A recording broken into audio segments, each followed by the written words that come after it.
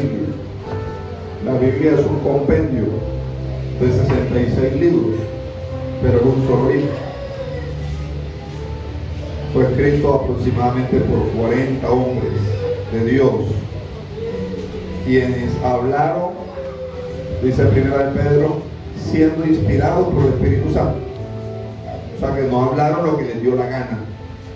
Lo que está escrito en la Biblia no es lo que le dio la gana escribir a Moisés, quien escribió los 5 primeros libros de la Biblia, el Pentateuco, o lo que quiso escribir Salomón o David en los Salmos. No. Lo que está escrito ha sido inspirado por el Espíritu Santo. El libro de Timoteo dice que toda la escritura es inspirada por Dios, y por eso es útil para corregir, para instruir, para enseñar y para redarguir. Cuando yo estaba en la universidad, un profesor de la universidad ateo me dijo: Xavier, ¿cómo puedes creer que un libro que fue escrito por hombres sea la palabra de Dios? Yo le dije: sencillo, profesor, porque aunque es verdad que fue escrito por hombres, la pluma humana fue guiada y direccionada por la pluma divina del cielo, porque la palabra inspiración en el original griego significa soplo divino, viento del cielo. O sea que cuando ellos escribieron, no escribieron lo que ellos querían, sino lo que el Espíritu Santo hizo fluir. ¿Cómo explica usted que un hombre llamado Isaías, que vivió unos 3000 años antes de Cristo, habló estas palabras en un sentido profético y dijo: de una virgen nacerá el retoño, el vástago de Israel, que traerá salvación al mundo? Y nació de una virgen el Salvador. Se cumplió. ¿Cómo explica usted que un profeta como Zacarías haya dicho: mi siervo humilde y rey vendrá cabalgando sobre un pollino, hijo de asna? Y él, cuando vino al mundo, cabalgó sobre ese asno en su entrada triunfal a Jerusalén. ¿Cómo explica que todos estos profetas hablaron 3000, 4000 años, o Abraham 4000 años antes de Cristo dijo: Yahvé Jireh, Jehová se proveerá de un cordero, sin saber nada? Porque el mismo Espíritu que se movía sobre la faz de las aguas al inicio de la creación fue el mismo Espíritu que actuó en Abraham, que actuó en David cuando escribió los Salmos. Y dijo David: dijo el Señor a mi Señor: siéntate a mi diestra hasta que ponga a tus enemigos por estrado de tus pies. Ese mismo Espíritu, profesor, le dije, se movió en los hombres de Dios, y el apóstol Pedro, casi 100 años después de Cristo, escribió y dijo: por tanto, la palabra de la profecía bíblica, digo, tenemos también la palabra profética más segura, a la cual hacemos bien en estar atentos como una antorcha que alumbra en lugar oscuro, porque los santos siervos de Dios que la escribieron, dice Pedro, lo hicieron siendo inspirados por el Espíritu Santo. Entonces, profesor, ellos no escribieron lo que les dio la gana, ellos escribieron lo que el Espíritu Santo les dio que hablase, porque es imposible que un hombre 3000, 4000, 2000 años, todos estos hombres anunciaran profecías de un solo personaje y que todas se cumplieran en él. Eso fue posible gracias a él soplo divino, que la Biblia le llama inspiración. Este libro de Apocalipsis fue inspirado, escrito por el discípulo amado Juan, el revelador, estando exiliado en la isla de Patmos y cerca al Egeo, el mar Mediterráneo. Cerca a ese mar Egeo estaba Juan. Fue tomado por el Espíritu. Y el Señor le dice: sube acá y te mostraré las cosas que han de ser. Le digo tres cosas. Y aquí se divide el libro de Apocalipsis. Si queremos entenderlo, debemos entender el versículo 19 del capítulo 1, porque allí está la distribución en tres partes del libro de Apocalipsis. En el versículo 19 del capítulo 1. Porque el Señor tomó a Juan y le dijo: escribe las cosas que has visto, las que son y las que han de ser después de esta. Mire eso, míreme por un momento.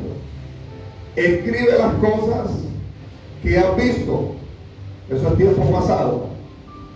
Escribe las cosas que son, eso es tiempo presente.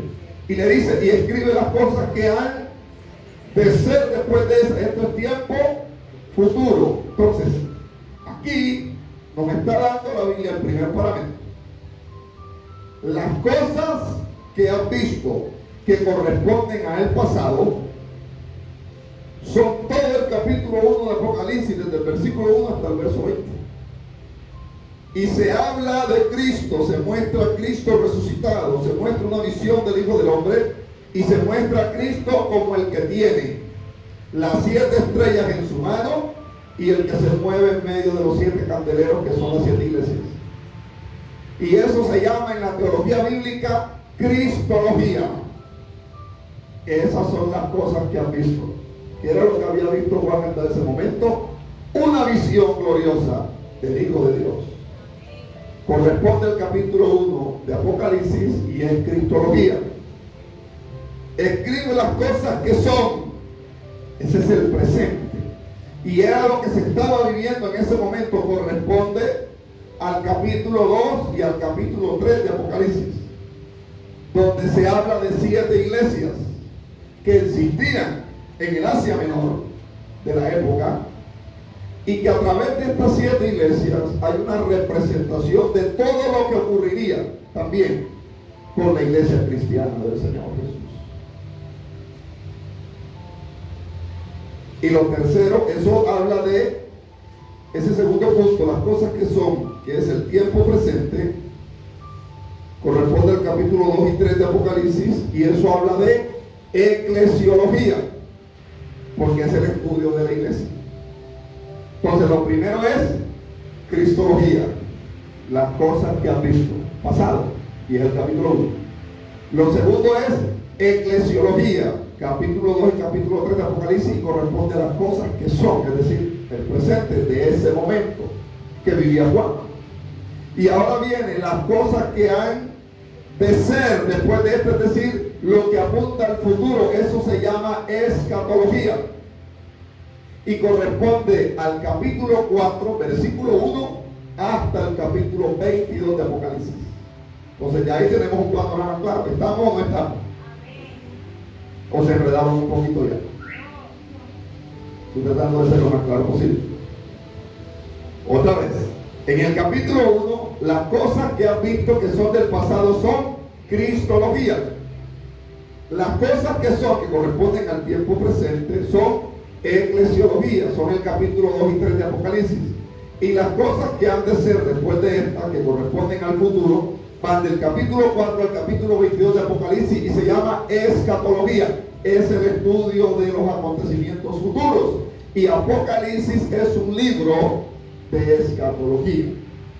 Lo mismo que el libro de Daniel, que aunque está en el Antiguo Testamento, es un libro escatológico, porque tiene muchas profecías de las cuales Dios le dijo a Daniel: sella las palabras de este libro porque no son para tu tiempo. Mire eso, diga conmigo: el profeta Daniel recibió revelación pero no iluminación.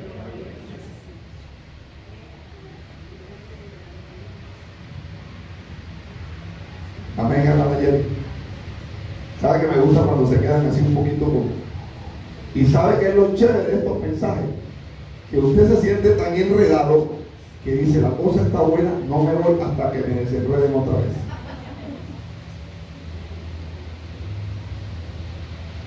Daniel sí recibió mucha revelación. De hecho, la profecía de las 70 semanas, y que la semana 70 corresponde al periodo de la tribulación, que son 7 años. Daniel no supo hasta el día de hoy a qué le hacía referencia, pero Dios le dijo: sella las palabras de este libro, porque no corresponden a tu tiempo. Pero a Juan le dio iluminación. Diga conmigo, una cosa es revelación, otra cosa es iluminación. Cuando usted tiene un sueño, pero no sabe qué significa el sueño, recibió revelación, pero no iluminación. ¿Comprende? Si ese sueño viene de parte de Dios y el Señor te está revelando algo, pero tú no entiendes, entonces recibiste revelación, pero no has recibido aún iluminación.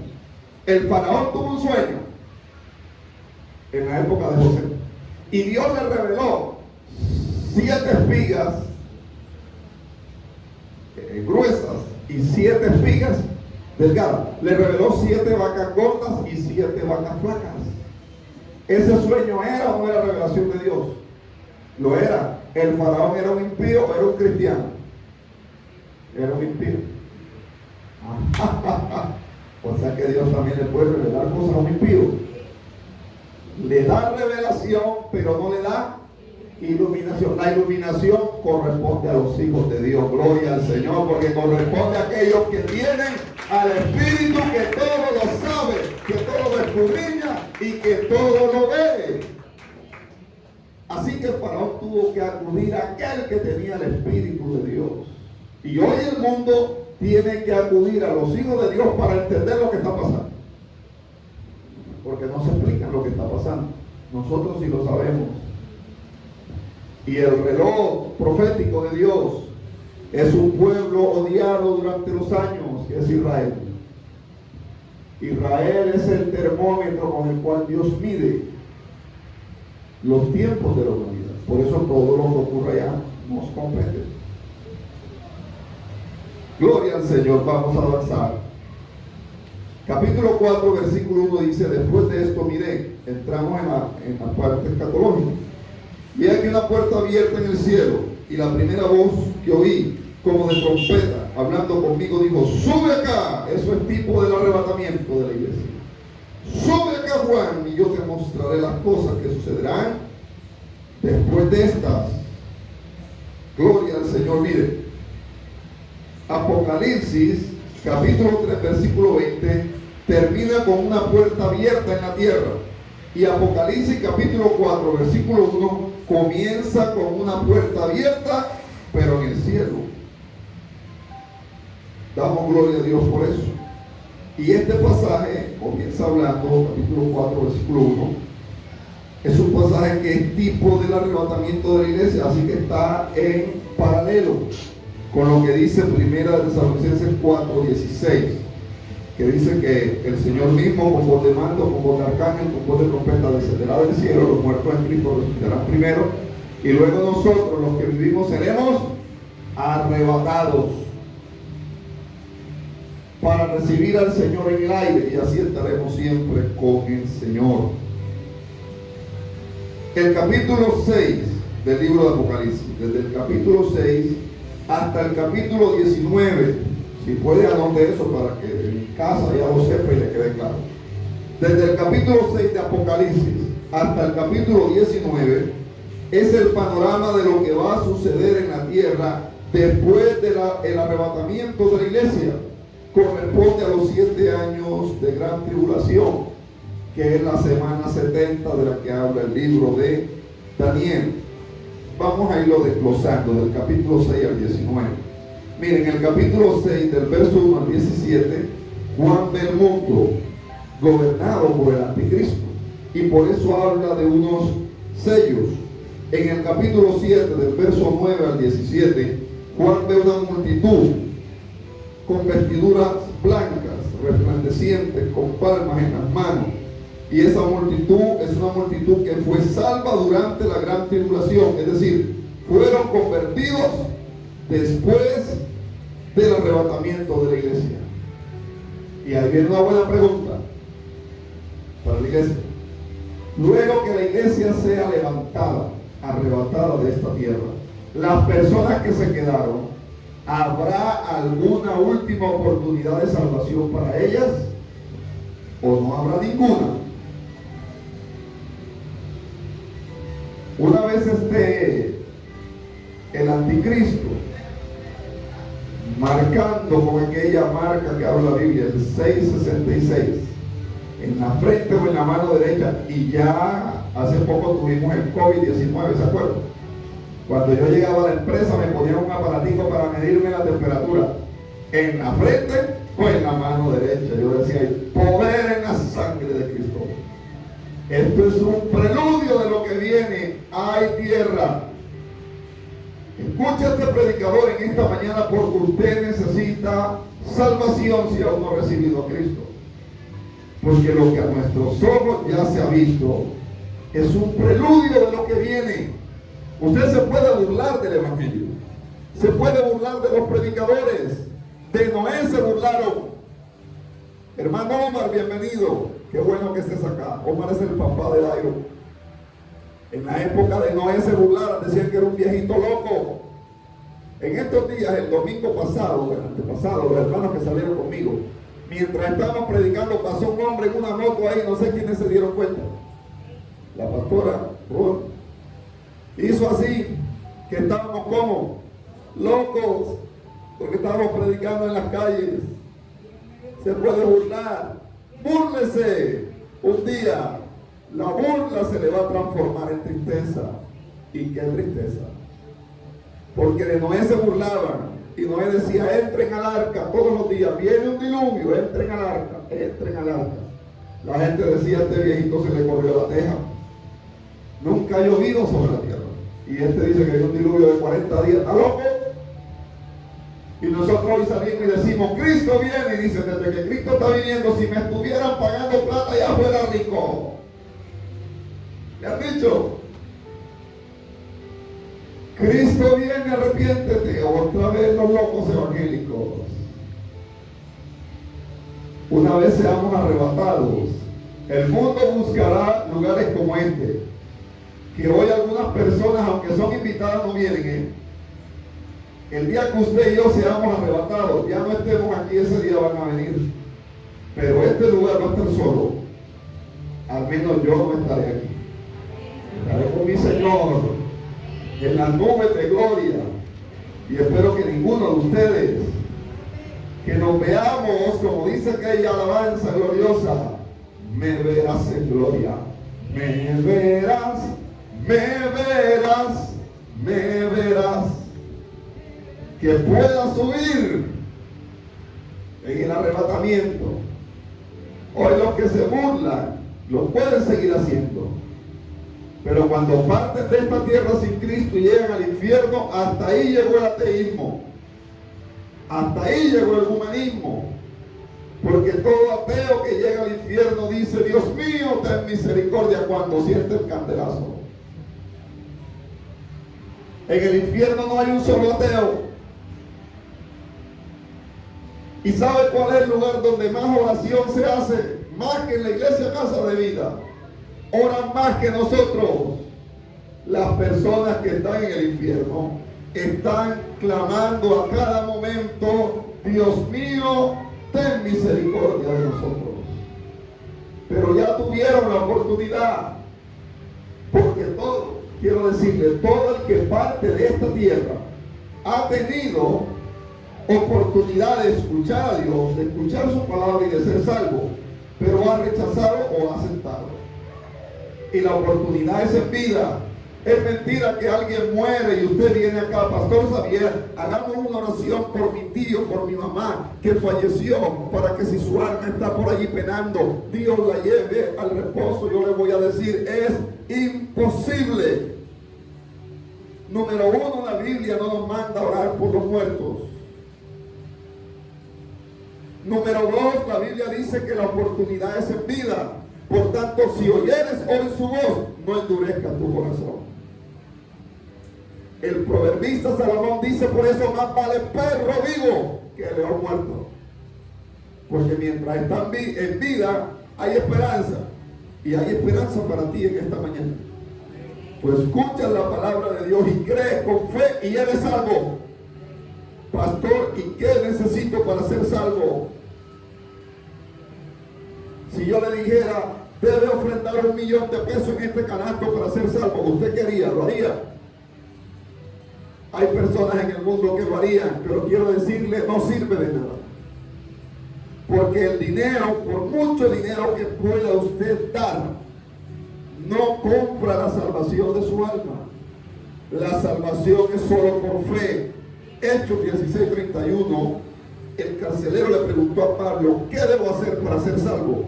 Y Pablo le respondió, cree en el Señor Jesucristo, cree en el Señor Jesucristo, cree en el Señor Jesucristo, cree en el Señor Jesucristo, y no solo serás salvo tú, sino toda tu casa contigo. Solo debes creer que Jesucristo es el Hijo de Dios, porque al creer recibes salvación y vida eterna. En Apocalipsis se detalla los juicios que vienen para la tierra, para aquellos que queden en este lugar. Mire, hermano, qué terrible. Voy a leerle solo un pedacito. El capítulo 16, versículo 1 dice, oí una gran voz. Esto va a suceder durante el periodo de gran tribulación. La iglesia no va a estar aquí, ¿o sí va a estar aquí usted? Mire, hay tres corrientes teológicas respecto a la doctrina del arrebatamiento de la iglesia. Hay una que es pretribulacional, hay otra que es mid-tribulacional, hay otra que se llama post-tribulacional. Los que creen en la doctrina post-tribulacional dicen, la iglesia pasará la gran tribulación y al final de la gran tribulación Cristo vendrá y será el rapto. Eso es errado, eso está errado. Hay otros que dicen, la iglesia pasará los 3 años y medio primero de gran tribulación, que en realidad será un periodo de paz y seguridad, porque los últimos 3 años y medio, que es cuando el anticristo romperá el pacto de 7 años que hará con Israel y los países árabes, y en ese momento vendrá el Señor a la mitad de la tribulación. Por eso se llama mid-tribulacional, esa corriente teológica. Y hay otra que es donde nos ubicamos nosotros, que es la pretribulacional. Creemos que sonará la trompeta antes de iniciar la gran tribulación, de que no le veremos la cara al anticristo. Así que no se preocupe, porque la Biblia dice que Dios no nos ha puesto para ira. Eso lo dice Primera de Tesalonicenses 1:10, dice que Dios nos libra de la ira venidera. Primera de Tesalonicenses 5:9 dice que Él no nos ha puesto para ira. Así que nosotros, la iglesia del Señor, no pasaremos la gran tribulación. Viviremos principios de dolores, que es lo que ha ocurrido. El COVID-19 es un principio de dolores. ¿Lo vivimos o no lo vivimos? ¿Nos encerraron o no nos encerraron? ¿Pudimos congregarnos durante ese tiempo? No, nos pusieron un bozal en la cara, en la boca, y nos prohibieron a los cristianos reunirnos. Eso es una medida arbitraria, y es una medida que va en contra de la libertad de cada individuo, porque ni siquiera el gobierno puede decidir por ti. Así que en nombre de que queremos cuidarlos a todos, se tomaron esas medidas, pero son una medida que va, mire, voy a decirle esto, se lo digo como profesional. Cuando un profesional quiere hacer un gran proyecto, un arquitecto, antes de construir ese gran edificio, él hace un proyecto piloto, una maqueta. ¿Comprende? Para luego hacer el proyecto final.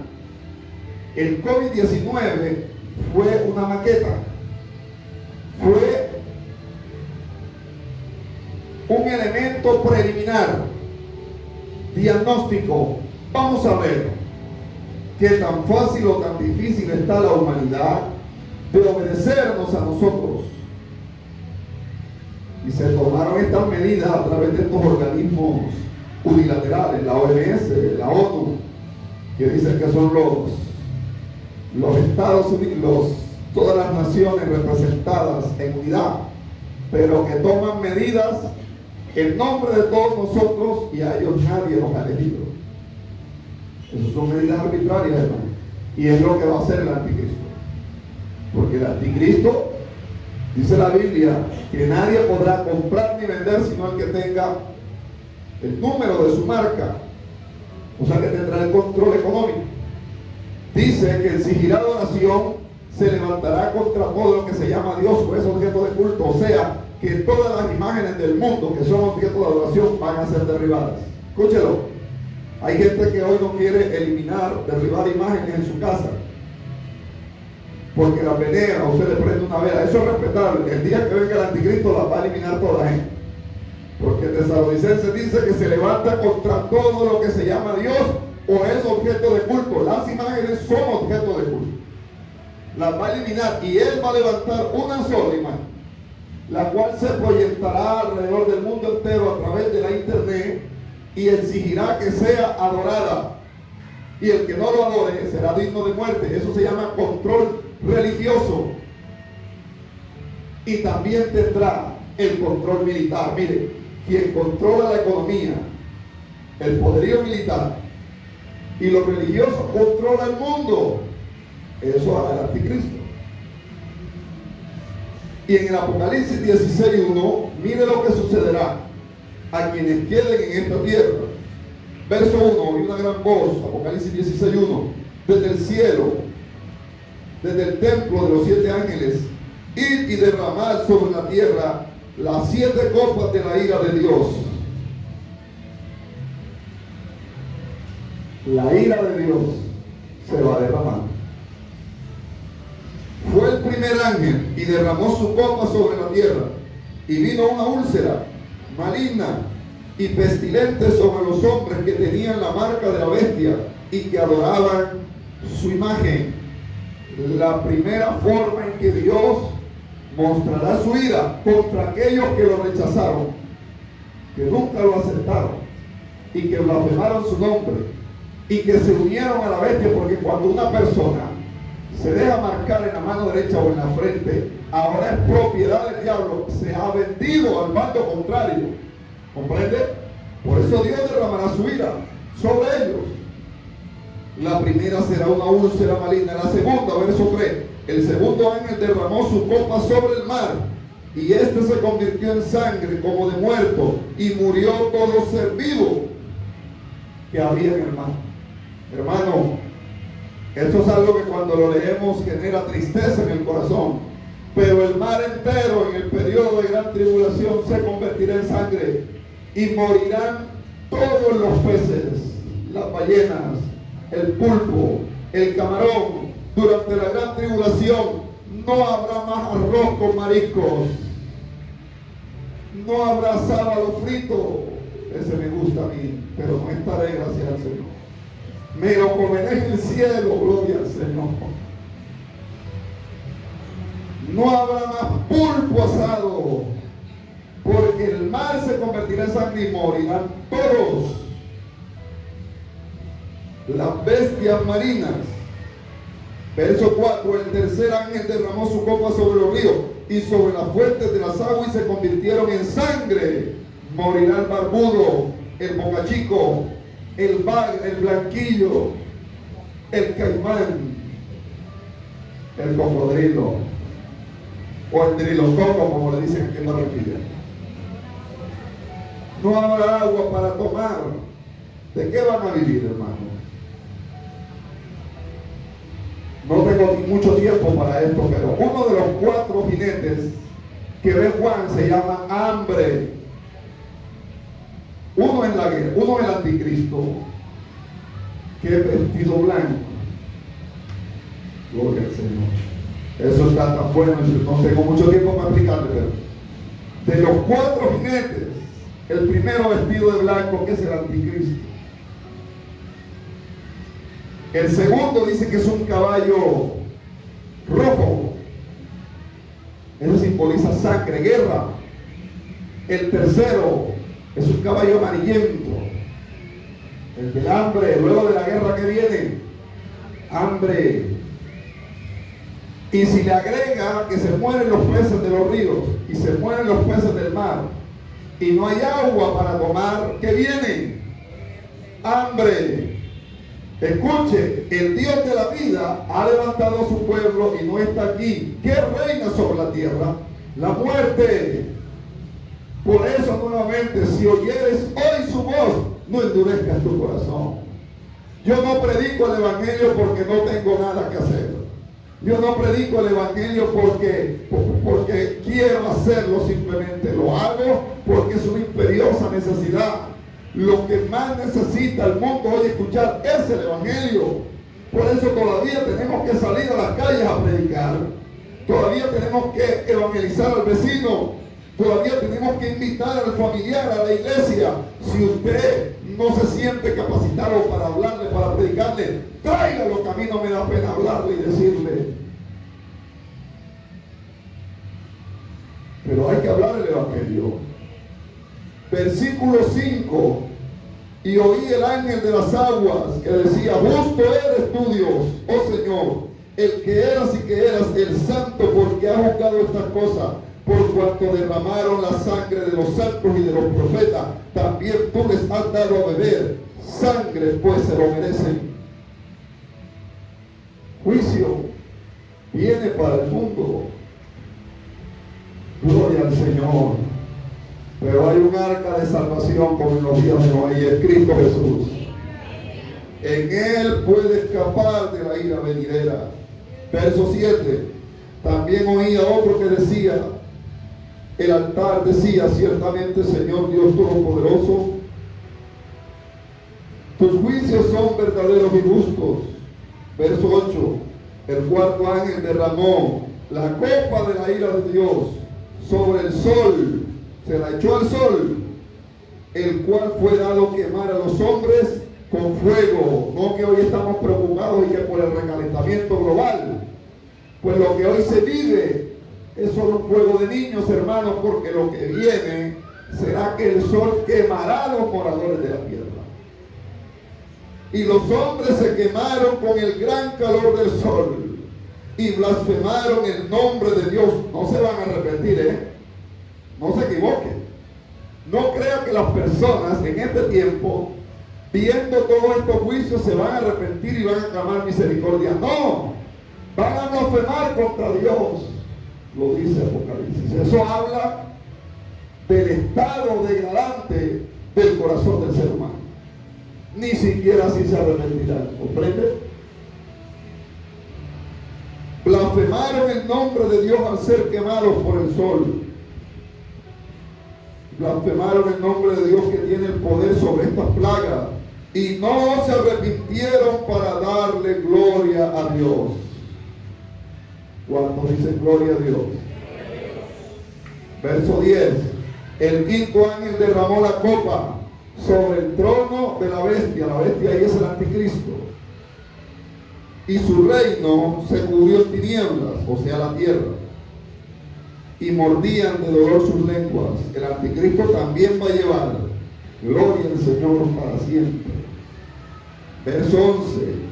Y blasfemaron contra el Dios del cielo por sus dolores y por sus úlceras, y no se arrepintieron de sus obras. El sexto ángel derramó su copa sobre el gran río Éufrates, y el agua de este río se secó, para que estuviese preparado el camino a los reyes del oriente. Entiéndase que aquí los reyes del oriente son Rusia, China, Corea del Norte, India y otros países árabes que ya están unidos. Y Y todos estos países, hermanos, liderados por Rusia, van a atravesar el río Éufrates a pie. No solo enviarán aviación militar, atravesarán el Éufrates, lo utilizarán como camino porque estará seco, para ir contra aquel pueblo a quien la humanidad desde hace años odia y desea exterminar, porque Satanás ha puesto en el corazón de algunos seres humanos el odio hacia el pueblo de Israel. ¿Y por qué Satanás odia tanto a Israel? Sencillo, porque a través de Israel vino la salvación al mundo entero. Porque fue el pueblo a quien Dios escogió para a través de ese pueblo bendecir a la humanidad y traer la simiente salvadora. Ese es el odio que hubo en Hitler, el mismo que hubo en Faraón en época de Moisés, que mandó a matar a los niños, varones. Quería exterminar ese linaje de los hebreos, de los judíos. El mismo odio que estuvo en Herodes, que mandó a asesinar a los niños menores de 2 años, una vez se enteró que había nacido el Rey, el Mesías, el Salvador del mundo. Es el mismo odio que estuvo en el corazón de Hitler, que creó holocaustos y quemaba vivo a los judíos y logró acabar con la vida, dice la historia, de 6 millones de judíos. Se le llamó el holocausto a ese periodo oscuro de la historia de la humanidad. Y para el periodo de la gran tribulación, el mundo entero se unirá para exterminar a ese pueblo. Rusia liderará las naciones del mundo. Eso lo dice Ezequiel capítulo 38. Se le llama Gog y Magog a Rusia y a su presidente. Está Togamer, que es Turquía. Está Gomer, que es Alemania. Ahí se mencionan las naciones. Se unirán todos, hasta los Estados Unidos, que ha sido hasta hoy el mayor aliado de Israel. Y por causa del cual Israel ha sido fortalecida en sus bases, en su área militar, por el apoyo de los norteamericanos. Pero en ese momento el mundo entero se unirá para destruir a ese pueblo. Israel usará y se defenderá cuando vea el Éufrates seco y los millares de ejércitos que vienen contra él. Hermanos, la cúpula de hierro, que es el sistema de defensa antimisiles aéreos de Israel, no será suficiente. Los aviones caza F-16 y los Kafir de fabricación estadounidense con que cuenta Israel no serán suficientes para defenderse. Israel es un pueblo de 9 millones de habitantes. No podrá contra millares y millares de ejércitos que vendrán contra él.